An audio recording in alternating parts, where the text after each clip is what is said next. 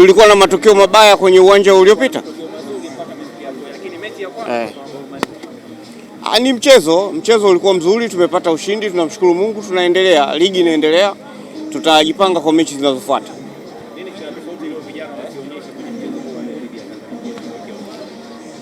Tofauti ni mchezo, kwa sababu kila timu si mnakabiliana nayo iko tofauti.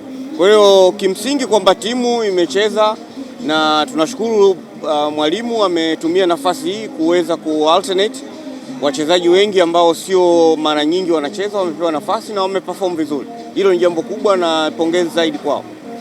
Na kitu ongeleni, mmechukua tuzo ya timu bora ya mwaka 2025. Kama viongozi mmejivunia namna gani mafanikio mliyopata mwaka 2025, na kama ambavyo BMT wameeleza kigezo ni kufika finali ya kombe la shirikisho? Ni jambo kubwa na zuri.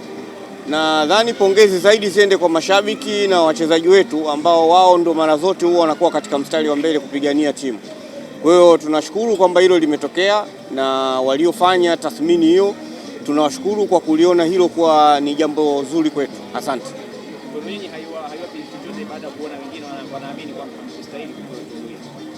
Kama walistahili wao wachukue wao. Asante sana.